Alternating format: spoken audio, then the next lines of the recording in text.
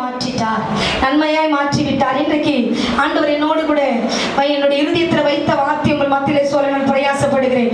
புலம்பலின் புத்தகம் 3ஆம் அதிகாரம், புலம்பலின் புத்தகம் 3ஆம் அதிகாரம் 32ஆம் வசனத்தை வாசிக்க கேட்போம். புலம்பல் 3:32. அவர் சஞ்சலப்படுத்தினாலும் மிகுந்த கிருபையுடன் உனக்கு இறங்குவார். அல்லேலூயா. இந்த மாதம் உங்களுக்கு வாக்குத்தத்தம் கர்த்தர் கொடுக்கிறார். அவர் உங்களை சஞ்சலப்படுத்தினாலும் மிகுந்த கிருபையுடன் உனக்காக இறங்க போகிறார். ஆமென் சொல்லிடுங்களே. அல்லேலூயா, அல்லேலூயா.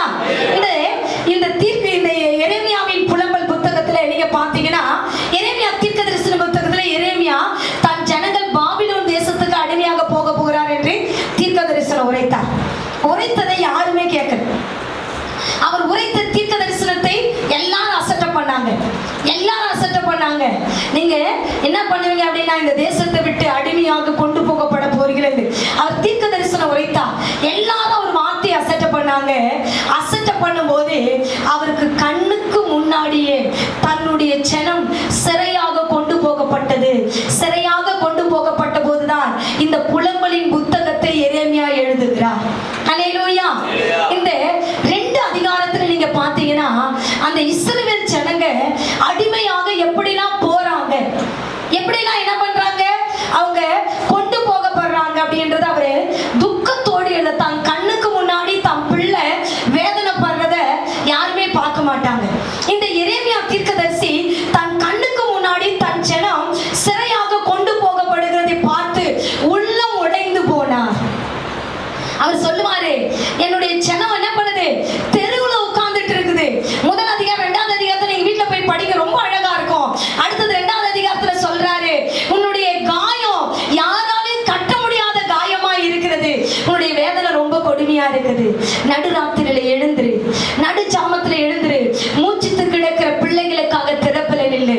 அவர் 2வது அதிகாரத்துல புலம்பி அழுகிறார், புலம்பி தன்னுடைய ஜனத்துக்காக கதறுகிறார், தன் ஜனத்துக்காக வியாகுலப்படுகிறார். தன் ஜனம் எவ்வளவு சத்தியத்தை கேட்டோம், இயேசுவின் அன்பை உணர்ந்தோம், கர்த்தர் அவங்களை மீட்டெடுத்த அந்த தியாகத்தை மறந்து போனார்கள் என்பதற்காக இந்த எரேமியா கண்ணீர் விட்டு புலம்புகிறார். 2வது அதிகாரத்தில் அழகாரு. தாம் கண்ணுக்கு முன்னாடியே தன் ஜனம் சிறையாய் போகிறத அவரால் பார்க்க முடியல. அப்ப சொல்றாரு அவரு, என்னால உங்களுக்கு ஒண்ணும் செய்ய முடியாது, நடுராத்திரியில எழுந்துரு, மூச்சுத்து கிடக்கிற ஜனங்களுக்காக திறப்பில நில்லு, நீ நிற்கும் போது ஒருவேளை கர்த்தர் உனக்காக மனம் இறங்குவார் என்று 2வது அதிகாரத்துல சொல்லி அழறார். அழுதுட்டு 3வது அதிகாரத்துக்கு இந்த எரேமியா திருப்பப்படுகிறார். இந்த 3வது அதிகாரத்துல என்னதான் இருக்குது என்பதை உங்களுக்கு சுருக்கமா சொல்லி ஞாயிற்றுக்கிழமை அதை தேவ செய்தியா நான் உங்கள் மத்தியில கொடுக்க பிரயாசப்படுகிறேன். முதல் வசனத்திலிருந்து 22வது வசனம் வரைக்கும் துன்பத்தின் அனுபவத்தை எழுதுகிறான். தன்னுடைய துன்பத்தின் அனுபவம், அவன் எப்படிலாம் துன்பப்பட்டான், அவன் எப்படிலாம் ஊழியர் செய்யும் போது பாடுபட்டான், தன் ஜனத்துக்காக அவன் எப்படி கர்ப்ப வேதனைப்படுவான். எரேமியா 9வது அதிகாரத்தில் அவன் சொல்லுவான், என் தலை தண்ணீராலும் என் கண்கள் கண்ணீரால் நிறைந்திருந்தால் நலமா இருக்குமே, என் ஜனம் என் குமாரர்கள் குமாரத்திகள் சிறைப்பட்டு போகிறார்களே என்று சொல்லி கண்ணீர் விட்டான். என் கண்ணில் எப்ப பார்த்தாலும் தண்ணீர் வடிந்துட்டே இருந்தா நல்லா இருக்குமே, என் ஜனங்களுக்காக நான் திறப்பில் நிற்கிறேன் என்று சொன்னான். தன்னுடைய ஊழியத்தின் அனுபவத்தையும் தன்னுடைய நெருக்கத்தையும் துன்பத்தையும் 1வது வசனத்திலிருந்து 22ஆம் வசனம் வரைக்கும் எழுதுகிறான். அவள் பட்ட நெருக்கம் கொஞ்சம் நெஞ்சம் இல்லை. தேவ பிள்ளைகளை நீ ஞாயிற்றுக்கிழமை இதை படிச்சுட்டு வரணும், எல்லாரும் இதை படிச்சுட்டு வரணும். அவன் ரொம்ப கஷ்டப்படுகிறான், அதுதான் அவன் எழுதுகிறான்.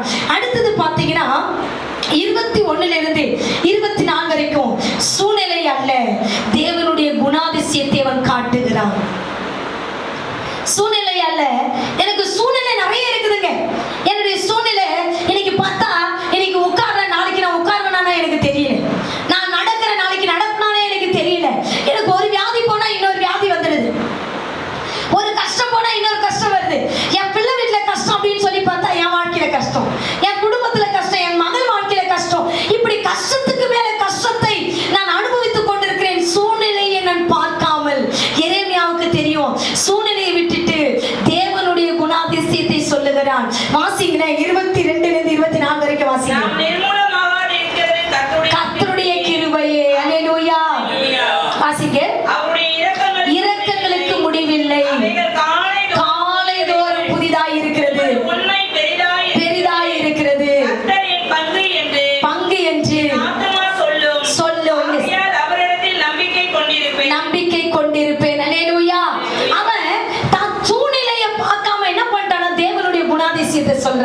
அவர் கிருபை ரொம்ப பெருசு. ஒரு அல்லேலூயா சொல்லிடுங்களே. அவர் சொல்ற அந்த கிருபை காலைதோறும் புதிதாய் இருக்கிறது. அவர் உண்மை பெரிது. அவர் உண்மையுள்ள தெய்வம். அவரிடத்துல நீங்க கொடுக்கிற ஒவ்வொரு நேரத்துக்கும் பதில் கொடுக்கிற ஆண்டவர். நீ வடிக்கிற ஒவ்வொரு கண்ணீருக்கும் பதில் கொடுக்கிற ஆண்டவர். அவர் உண்மை உள்ளவர். அவன் சொல்றான் அவர் நன்மை செய்கிறவர். அவரை நான் நம்புகிறேன் என்று சொல்றான். சூழ்நிலை விட்டுட்டான். அவனுடைய பிரச்சனையெல்லாம் சொல்லி பார்த்தான். கடைசியா சூழ்நிலை விட்டுட்டு கடைசியா என்ன தெரியுமா பண்ணிட்டான்? தேவனுடைய குணாதிசயத்தை காட்ட ஆரம்பித்தான், சொல்ல ஆரம்பித்தான். காலைதோறும் அவர் கிருபை புதிதாக இருந்து கொண்டே இருக்கிறது. அவர் கிருபை என்னை தட்டி எழுப்பிக் கொண்டே இருக்கும். புது எண்ணெயால் புது பலத்தால் என்னை அபிஷேகம் பண்ணுவார். என்னை ஒரு நாள் அவர் கைவிட மாட்டார். பழைய ஆசீர்வாதத்தை எனக்கு கொடுக்க மாட்டார். ஒவ்வொரு நாளும் புதிய ஆசீர்வாதம், புதிய கிருபையை கொடுத்து என்னை நடத்துவார் என்பதை எரேமியா இங்க தெள்ள தெளிவாக சொல்லுகிறான். அடுத்தபடியா நீங்க பாத்தீங்க அப்படின்னு பாத்தீங்கன்னா, மூன்றாவது காரியம் 25 இருந்து 30 வரைக்கும் அவன் என்ன பண்றான் அப்படின்னா, கர்த்தர் நல்லவர், அவர் கைவிட மாட்டார், அவருக்கு காத்திருக்களுக்கு கிருபை செய்வார். கர்த்தர் நல்லவர் என்பதை பறைசாற்றினான். அல்லேலூயா, அல்லேலூயா. காத்திருக்க வேண்டும் என்று கற்றுக் கொடுத்தார். வாசிக்கலாம் 26 வாசிங்க. 26 நல்லது. அல்லேலூயா. அவர் ரட்சிப்புக்கு காத்திருக்கணும்.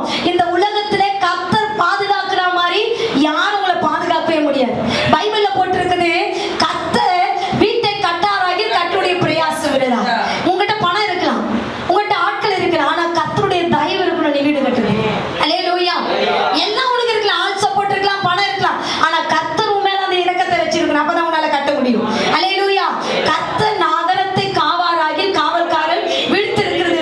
உனக்கு எல்லாம் இருந்தாலும் கர்த்தர் உன்னை காக்கிற மாதிரி எல்லாரையும் என்ன பண்ண முடியாது, உன்னை காக்கவே முடியாது. அது அவர் சொல்றார், அவர் நல்லவர். அல்லேலூயா சொல்லுங்களேன். அவர் நல்லவர், அவர் உன்னை காக்கிறவர், அவருக்கு காத்து, அவர் ரட்சிப்புக்கு நீ காத்திருக்க வேண்டும். ரட்சிப்பு என்பது பாதுகாப்பு, விடுதலை. உன்னுடைய வாழ்க்கையிலே அந்த ரட்சிப்புக்கு நீ காத்திருக்க காத்திருக்க அவர் உங்க வாழ்க்கையில பெரிய காரியங்களை செய்வார். அதான் சொல்றார், காத்திருக்கணும், காத்திருக்கணும். காத்திருக்கிறவங்களுக்கு கர்த்தர் கைவிட மாட்டார். அல்லேலூயா. காத்திருக்கிறவங்களை கர்த்தர் என்ன பண்ண மாட்டாரு, கைவிடவே மாட்டார்.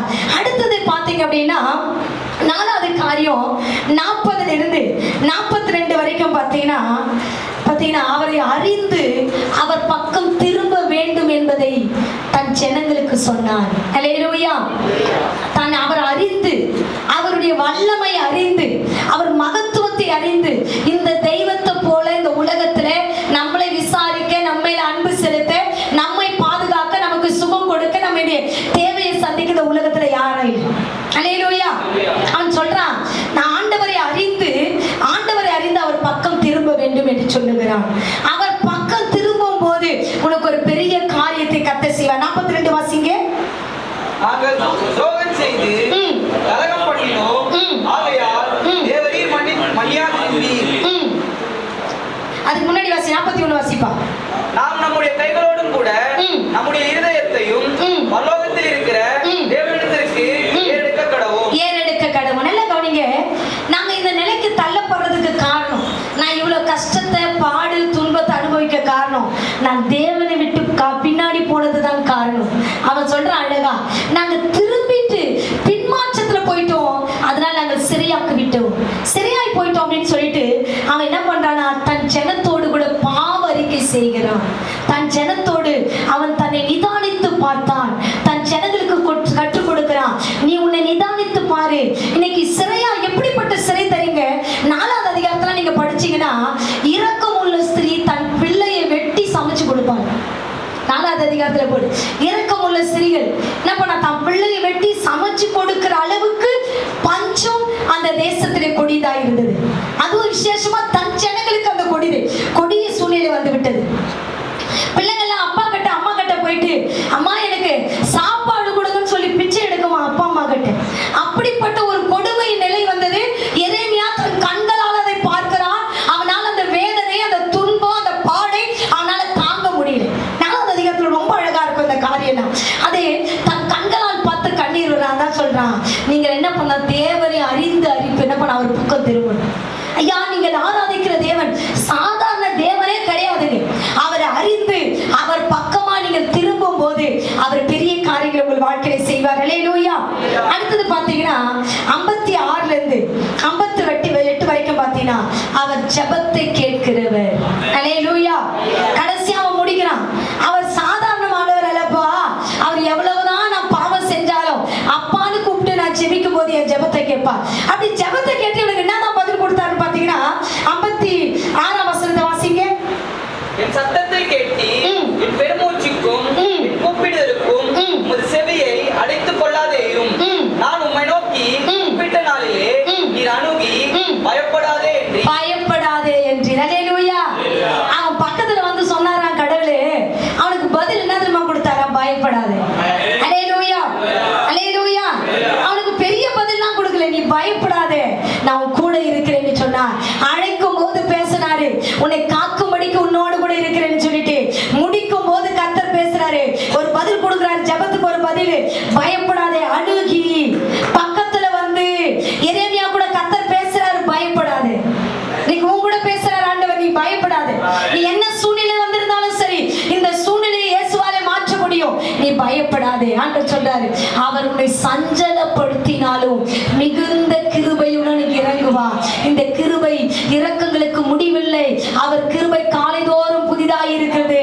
அவர் கிருபையை பெற்றுக் கொள்வதற்கு நீ நானும் வாஞ்சிக்க வேண்டும். அப்படி வாஞ்சிக்கும் போது எரேமியா சொல்லுகிறார், எழுந்திரு, நடு ஜாமத்துல எழுந்திரு, மூச்சு கிடக்கிற ஜனங்களுக்காக திறப்பதை நெல்லு அப்படின்னு சொல்றாரு. இந்த மாதம் முழுவதும் நடு ஜாமத்துல எழுந்து ஒரு 2 கரத்தை வானத்துக்கு நேராய் நீட்டி உன்னுடைய ஒவ்வொரு காரியத்தை தேவனை அறிந்து ஆராதிக்கும் போது பெரிய காரியங்கள் உன் வாழ்க்கையில கர்த்தர் செய்வார்.